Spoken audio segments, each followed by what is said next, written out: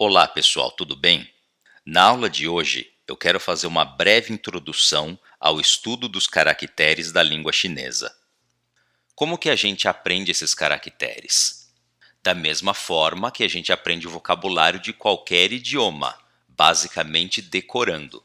É só ler bastante que a gente aprende. Porém, como a gente está lidando com caracteres muito diferentes do nosso alfabeto, o processo é mais demorado. Para quem não sabe chinês, esses caracteres parecem uns desenhinhos, um conjunto de traços desprovidos de lógica e estrutura. Na verdade, não é bem assim. Qualquer pessoa que pegar uma lista de, sei lá, 500 caracteres e for comparando uns com os outros, vai perceber que esses caracteres não são únicos. Eles são formados por uma série de componentes básicos que remetem ao significado ou ao som. Por isso, fazer relações entre diferentes caracteres que possuem os mesmos componentes ajuda muito no processo de aprendizado. Vamos ver como isso funciona. Eu vou falar de 3 categorias básicas de caracteres. Deem uma olhada nesses caracteres da primeira categoria. Eles não são muito complexos, não têm muitos traços. Eu acho que são o tipo de caractere que mais se aproxima do que a gente imagina que sejam os caracteres chineses. Uma gravura que representa alguma coisa, representa algum objeto. E basicamente é isso mesmo.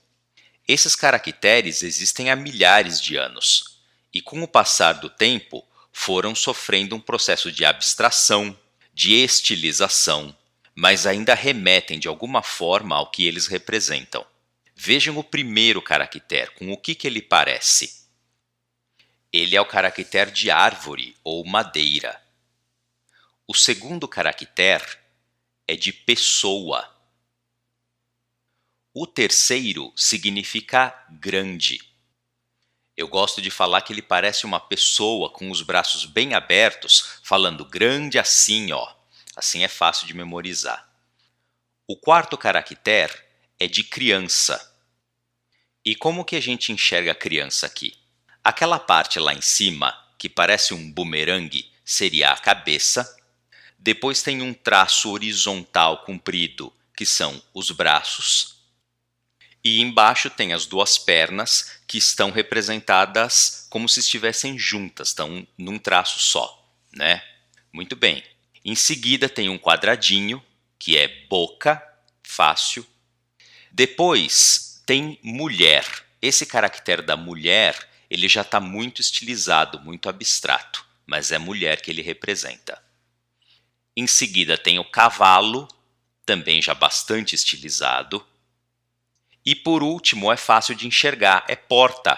Parece realmente o formato, pelo menos do batente da porta, né? Beleza. Então, essa é a nossa primeira categoria. Vamos para a segunda. O que vai acontecer na segunda categoria?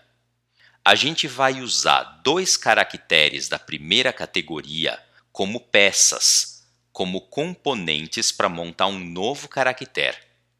Vejam, por exemplo, o caractere que significa bom.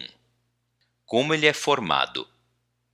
Tem a mulher do lado esquerdo, que a gente acabou de ver a mulher, e do lado direito tem o quê? A criança. Na concepção chinesa, ter uma esposa e uma criança é bom. Por isso o caractere é formado assim.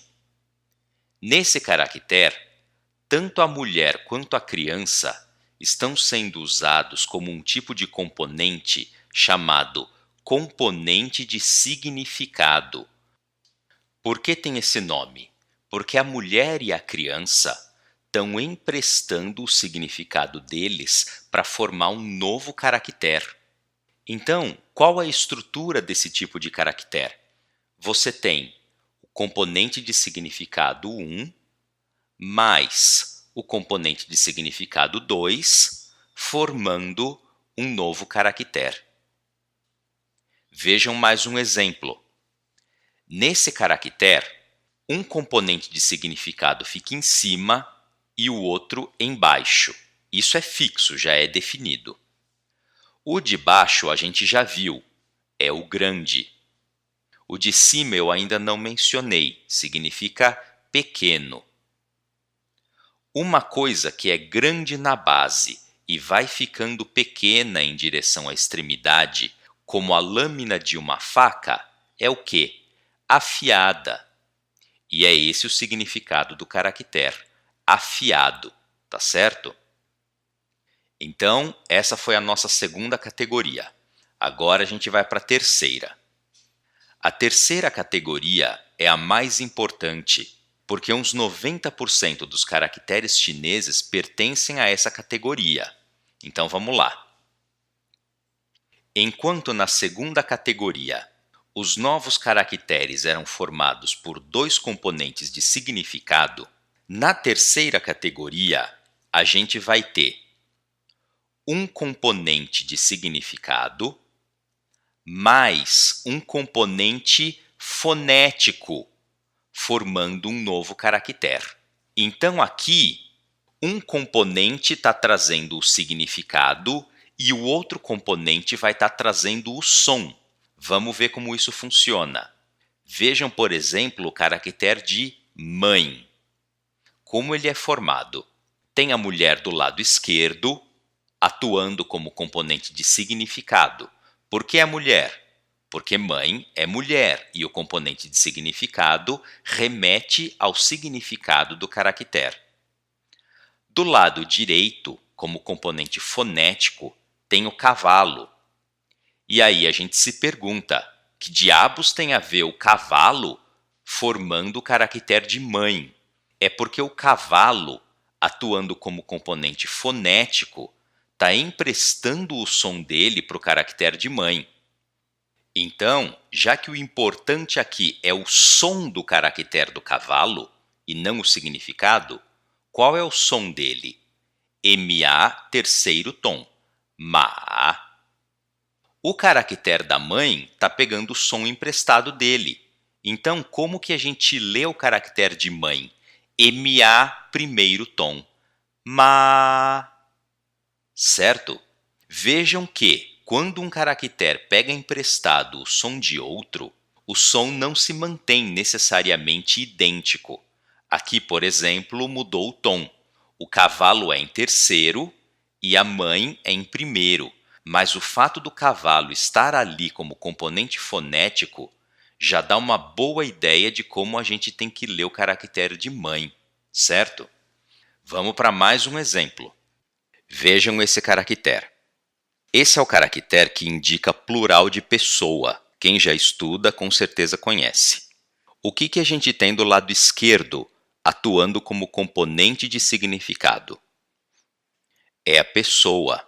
É o mesmo caractere de pessoa que a gente viu na primeira categoria. Mas como aqui está sendo usado como componente de significado, esse caractere ele assume uma forma mais estilizada, tá? E do lado direito, como componente fonético, o que aparece? É a porta, que a gente também já viu na primeira categoria. Bom, a porta está aqui para emprestar o som dela para o caractere do plural de pessoa, certo? Como que a gente pronuncia porta? M-E-N, segundo tom. Man. E como a gente pronuncia o caractere de plural de pessoa? M-E-N, man. Tom neutro. Só perdeu o tom, mas continua M-E-N, beleza? Então essa é a estrutura de caracteres formados por um componente de significado e um fonético. Eu espero que essa introdução, embora sucinta, tenha ficado suficientemente clara. Para quem está começando a estudar caracteres, eu recomendo que, na medida do possível, se atente aos componentes de significado. Por quê? Porque tem um conjunto finito deles. Na internet dá até para pegar listas de componentes de significado. Não é para ver tudo. Vocês podem ver os que aparecem nos caracteres que vocês já aprenderam. Com relação aos componentes fonéticos, é mais complicado, porque muitas vezes Caracteres mais avançados, caracteres mais complexos, também são usados, também atuam como componente fonético de outros caracteres. Então, sem ter uma boa bagagem de caracteres, é praticamente inviável estudar a fundo os componentes fonéticos. Então, eu recomendaria para quem já está pelo menos no nível intermediário. Beleza, pessoal? Por hoje é isso, muito obrigado, um abraço e até o próximo vídeo.